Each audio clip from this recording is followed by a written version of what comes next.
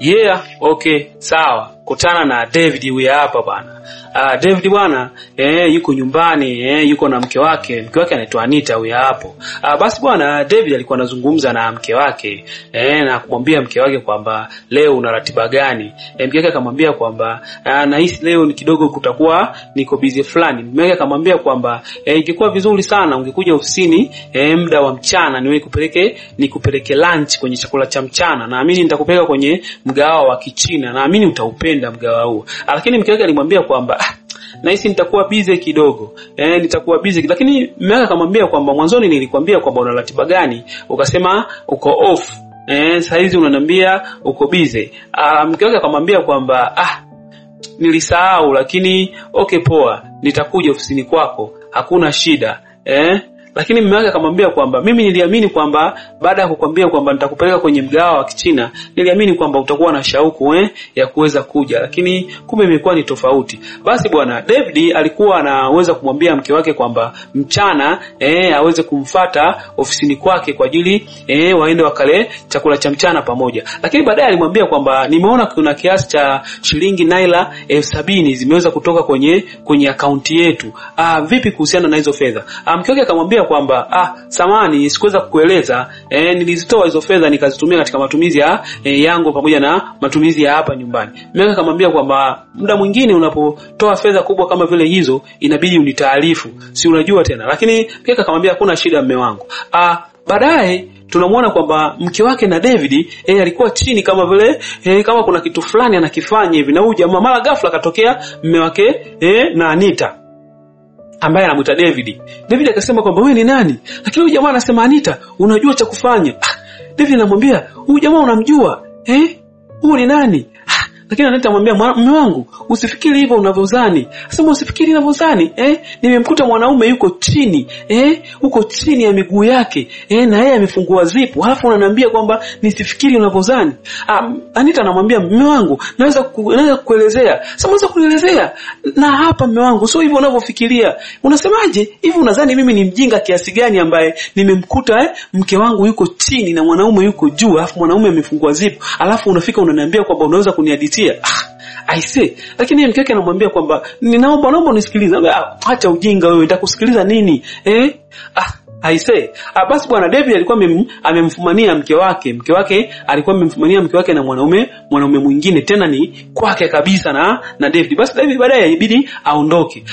Anita ilibidi akae, na alikuwa na wasiwasi sana kwa sababu mume wake ameweza kumfumania. Basi baadaye mume wake aliweza kurudi. Anita alikuwa amemshika mume wake, na mume wake anamwambia usinishike, usinikamate. Anita anamwambia baby, mume wake anamwambia samahani, naomba acha kunikamata. Anita anamwambia baby, nisamee. I say, mambo anaonekana amechukia sana kwa sababu kitendo cha kumfumania mke wake tena nyumbani kwake, I say ni kitendo kikubwa sana. Anamwambia usinishike. Anita analia tu. Mambo anazidi anapanda tu juu, lakini nguvu kabisa kiukweli, nguvu hana hata kidogo yani. Unajua Anita analia tu. Anita analia yani. I say, tutakuja kujua baadaye kwamba yule mwamba ambaye alikuja huku nyumbani alikuwa ni nani na kwa nini na kwa nini alifika mazingira ambayo Anita ameolewa. I say, Anita alizidi tu kulia.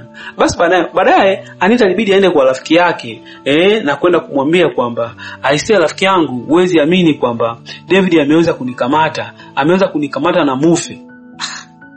Rafiki yake alimwambia kwamba kwani kilitokea nini? Anita akamwambia kwamba David alirudi kutoka kazini, akatukuta mimi na mufe tunafanya blowjob, yani yale mapenzi ya kuweza kufanya kumlamba mjomba. Kiukweli rafiki yake aliumia sana, akasema I say Jesus. Tena akasema tena ametukuta nyumbani kwetu. Rafiki yake ibidi amwambie kwamba Anita, inabidi umwambie David ukweli wote kuhusiana na wewe. Na ili mwambie kwamba wewe haumchiti, bali kuna vitu ambavyo yeye havijui. Anita alisema kwamba siwezi kufungua mdomo wangu na kumwambia mume wangu. Akajua kwamba mke wake mpenzi alikuwa ni maraya, muuza madawa, tena mtoto wa mtaani ambaye alikuwa anajiuza ovyo ovyo. I say siwezi kumwambia haya maneno. Inaonekana Anita bana, maisha yake ya nyuma ambayo ameweza kuyaficha, ambayo mume wake hayajui, ni kwamba Anita alikuwa mtoto wa mtaani. Alikuwa anajiuza, anauza madawa, anafanya shughuli zote za ajabu za mtaani. Lakini baada ya kuolewa ilibidi avifiche vile vitu vyote ili mume wake asiweze kuvijua, ambapo ndio sasa hivi vinaweza kumsumbua. Rafiki yake alikuwa anamuhasa na kumwambia kwamba itabidi umwambie David kila kitu, mwambie ukweli wote kuhusiana na maisha yako wewe. Lakini Anita alikataa kabisa, akasema siwezi kumwambia David kuhusiana na maisha yangu ya nyuma, kuhusiana na kile kitu ambacho mimi nimeweza kukifanya nyuma. Kiukweli ni vitu vya ajabu. Basi bwana, Anita alikuja kuonana na huyu jamaa. Huyu jamaa anaitwa Mufe bwana. Mufe ndio yule jamaa ambaye aliweza kukamatwa naye nyumbani pale, akiwa huyu jamaa amevua zipu nini. Basi bwana, Anita kumbe huyu jamaa aliwahi kumtumia Anita kipindi mdogo. Ina maana huyu jamaa alimchukua Anita akampeleka kwenye makundi ya wahuni, ambao akawa wanamfundisha kuuza madawa, akawa anamfundisha Anita masuala ya umalaya na mambo mengi sana. Na kuna baadhi ya video ambazo huyu jamaa alimpijaga Anita. Kwa hiyo huyu jamaa amekuwa akimtumiaga Anita katika mambo yake. Kila akitaka kufanya kitu, ina maana anajua kabisa, anamwambia Anita. Anita akikataa, huyu jamaa ana video. Lakini siku ya leo bwana, Anita alikuja akamwambia kwamba kiukweli bwana, mimi nataka haya mambo yote yaishi. Nimekuletea hizi ni shilingi milioni 5 naira. Ambazo mwanzo ulitaka milioni 2.5, lakini mimi nimekuzidishia mara 2. Nimekuletea milioni 5 naira. Nataka uache kunisumbua kabisa, na kama ikiwezekana wewe ondoka hapa, nenda mbali kabisa na maeneo haya hapa, na zile video nakuomba uzifute. Basi jamaa alisema kwamba haina shida, kwa sababu umenipa hichi kiasi kingi cha fedha, mimi nitaweza kuondoka na video tunazifuta. Basi bwana, Anita alibidi achukue zile video zake ambazo zinaonekana huyu jamaa anazitumia ili kuweza kumrubuni Anita aweze kufanya kile ambacho anakitaka. Basi jamaa alimwambia basi umeweza kufuta hizi video na umelizika? Akasema nimefuta video na nimelizika. Lakini mwamba akamwambia vipi, unitakia hata safari njema?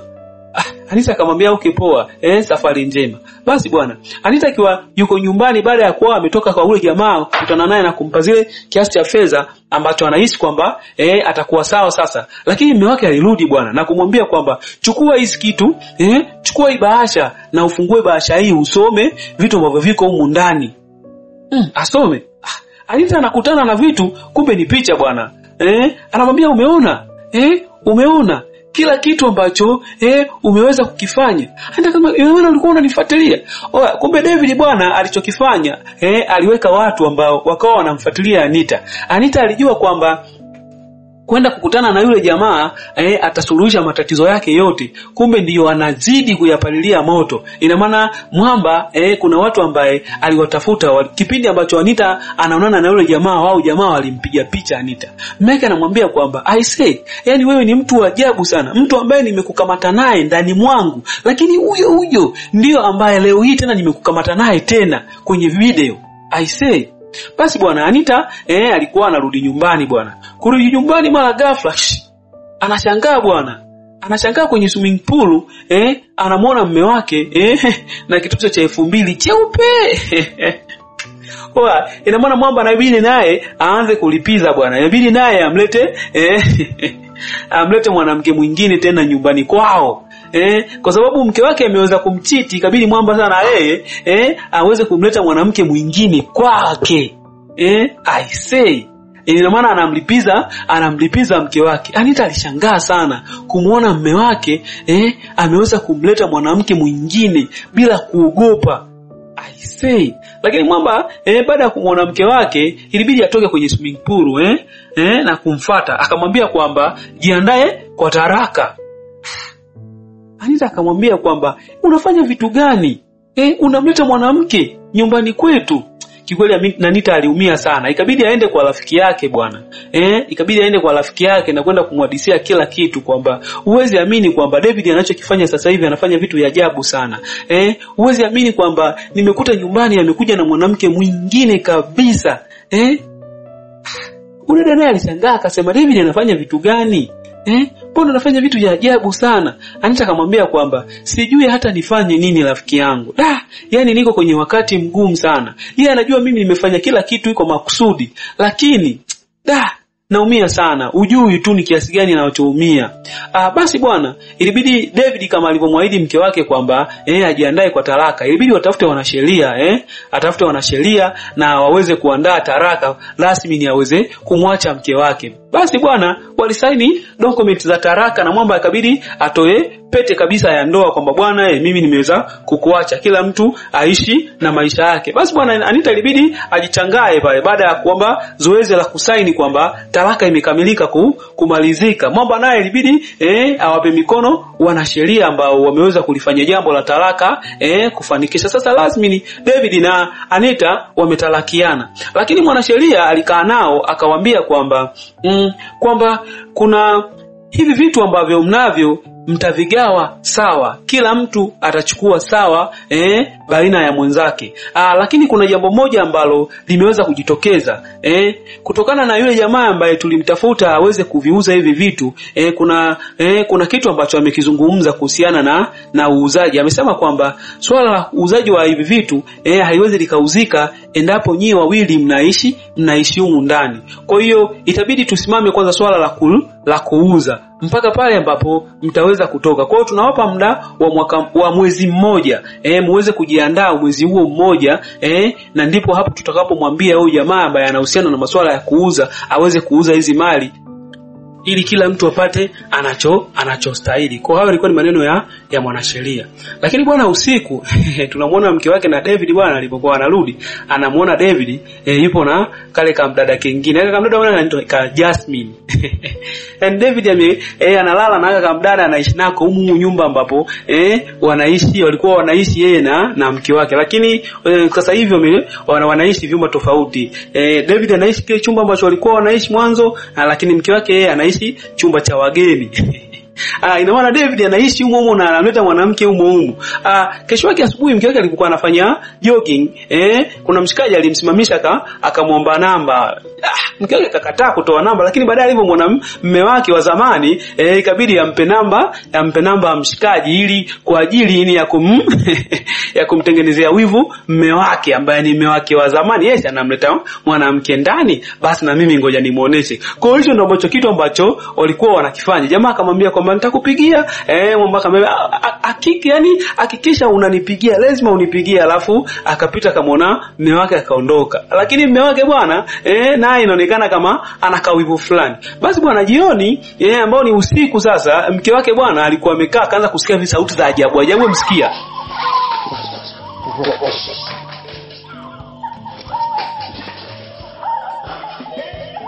If I go there now, they think I'm paying it. Hizo ni sauti za David bwana, alikuwa anafanya mambo yake na Jasmine yako. Huwezi kulala na hakuweza kulala. Basi bwana, kesho yake asubuhi yule mwamba ambaye Anita alimpa namba, baada ya kupiga namba kwa muda mrefu anaona namba haipatikana, maana Anita alimpa namba ambayo sio ya ukweli. Ilibidi arudi aje kumwangalia Anita. Alipokuja bwana, ilibidi David afungue. Jamaa alimwambia kwamba habari za mchana. Mshikaji akamwambia kwamba Anita nimemkuta. David akamwambia kwamba nikusaidie nini? Akamwambia kwamba Anita alinipatia namba yule dada wa jana, lakini namba ambayo amenipatia sio yenyewe. David akamwambia kwamba akamwambia bana, samani alinipa namba ambayo sio yenyewe, unaweza ukanisemeshea? Akamwambia kwamba David akamwambia kwamba acha ujinga, unadhani mwanamke paka anakupa namba ambayo sio yenyewe manake nini? Manake hataki uwasiliane naye. David naye kama vile ashaanza kuwa na wivu na Anita. Unajua zile mke wako ni mke wako tu bwana, yani hata ufanye nini lakini atabaki kuwa mke wako. Lakini kale ka Jasmine kalikuwa kamelala, lakini kanamwona David bona halaji. Ikabidi kaenda kakamfuata, akamwambia David unafanya nini? Ina maana upo hapa kwa ajili ya kumsubiri Anita. Wewe David umeshatalekeana na Anita na kila mtu kasha move on. Inabidi uachane naye sasa. Ina maana kamchumba ka Jasmine kalikuwa kanamwambia David kwamba David amekaa pale kumsubiria Anita aweze kuja. Na maana David sasa ameshaanza kuwa na ule kashaanza kuingia na ule wivu. Wivu na mke wake baada ya kuona kwamba asubuhi yake kuna mshikaji ambaye amemwomba namba mke wake na mke wake akaweza kutoa. Lakini Anita alipotokea tu David ikabidi naye azuge ili kumtengenezea wivu Anita. Ikabidi akavute kale ka Jasmine na kuanza kukakisi nini. Mke wake akaona of course naye anajisikia vibaya. Yaani maana hao wanachofanya sasa hivi ni kukomoana, yani wote wana wivu, na maana wote wanapendana, lakini wanachofanya sasa hivi ni kukomoana. Unajua zile. Basi bwana, baadaye tunamwona David akiwa anakunywa chai bwana, lakini ilibidi kwamba mara ghafla anatokea yule jamaa ambaye alipewa namba. Kile anamwambia, "Aisee, karibu sana." Anambia, "Hai, karibu." Anamwambia kwamba nimekuja kukuangalia. Anasema, "Okay, sawa, haina shida." Mmeke ambaye ni David anamwambia kwamba, "Wewe jamaa vipi? Una shida gani? Unataka nini? Unataka nini?" Lakini jamaa anamwambia kwamba, "Ulinipa namba ambayo sio yenyewe." Anita sema, "Namba gani ambayo sio? Tuone."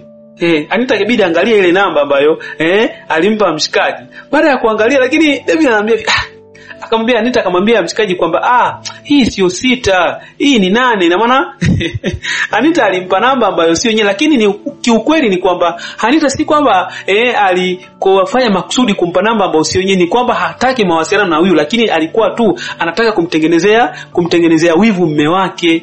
Lakini mume wake akamwambia kwamba, "Ina maana wewe una akili gani? Unamleta mwanaume ndani ya nyumba yetu?" Anasahau kwamba yeye anaishi na Jasmine humo ndani. Lakini mkeke anamwambia, "Ina maana kwani wewe hujui kwamba wewe unaishi na nani humo ndani? Na nani amekwambia kuhusiana na huyo ambaye unaishi naye?"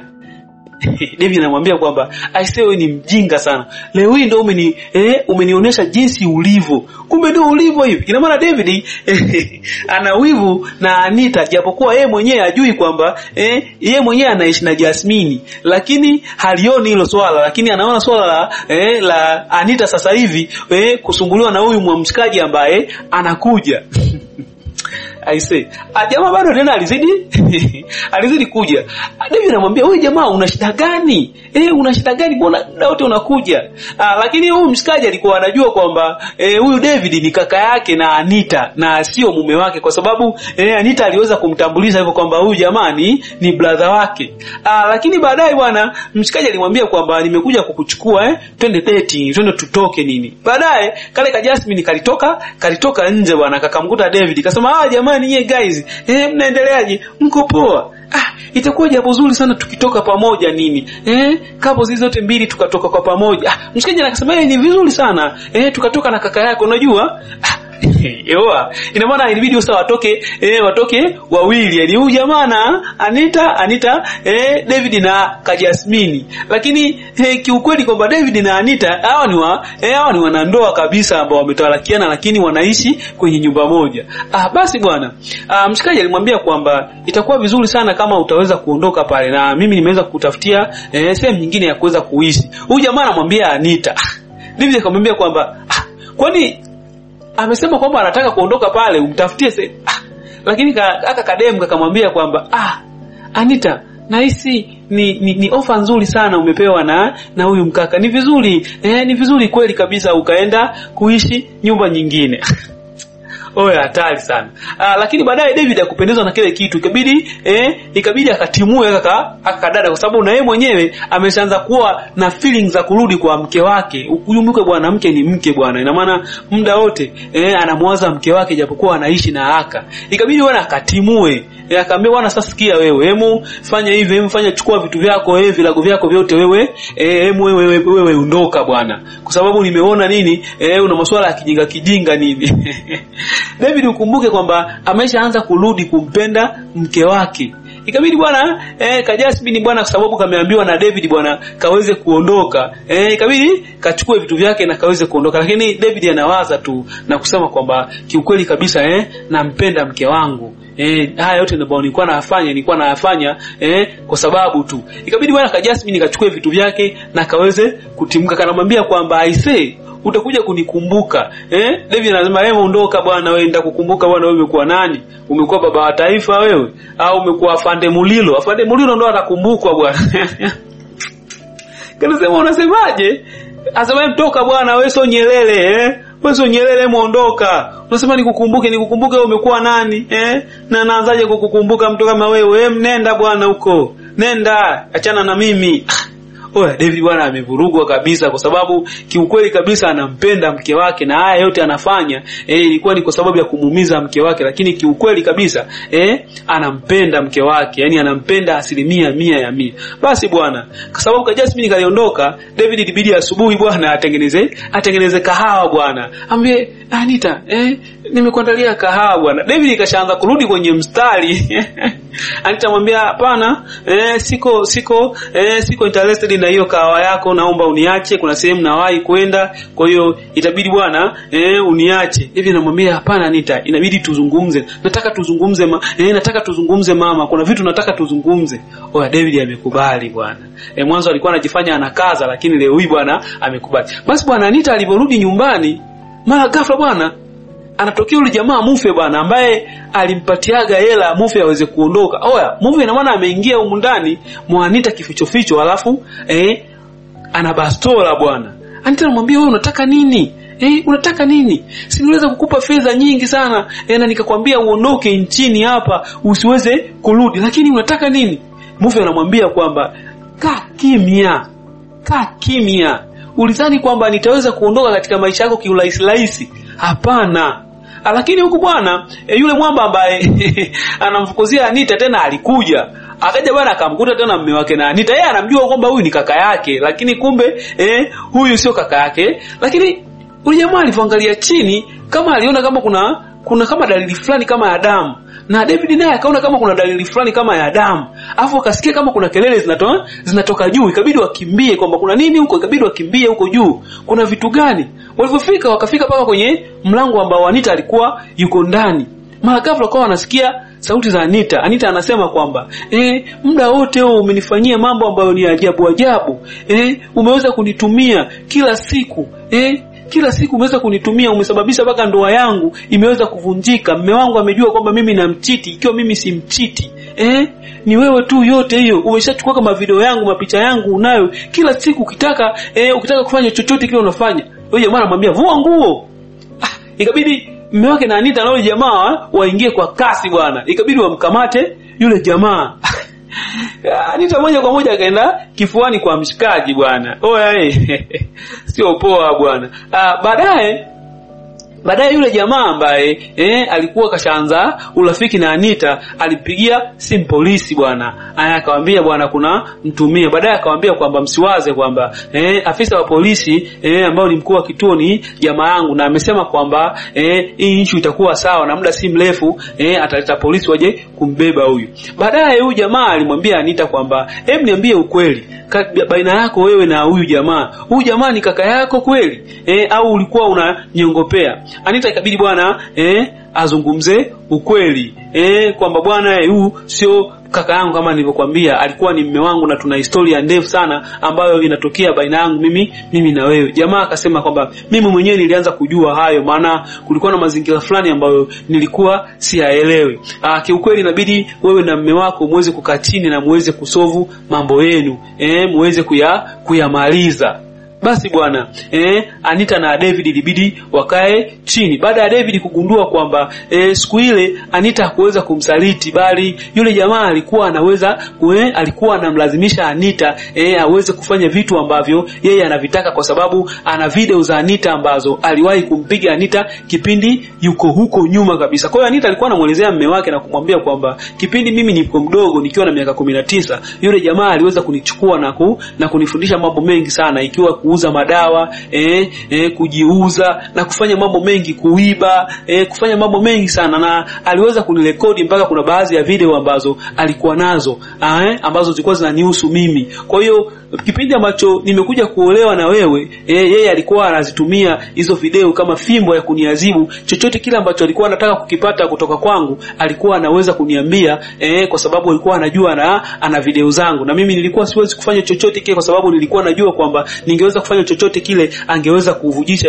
hizo video zangu. Kwamba mimi kipindi niko na wewe sikuweza kukusaliti, lakini hayo mambo yote yalikuwa ni zamani na si kile kipindi ambacho mimi niko na wewe. Kumbe bwana, unaweza kumhukumu mtu bila kujua kwamba kuna vitu gani ambavyo ameweza kuvipitia, kwa sababu siku zote wanasema kwamba huwezi kumjaji mtu kutokana na vile vitu ambavyo vimepita ikiwa hamkuweza kuwepo pamoja. Huwezi kumjaji mtu kutokana na vitu ambavyo baada ya wewe kuwa naye. Hivyo ndio vitu ambavyo unatakiwa kumjaji.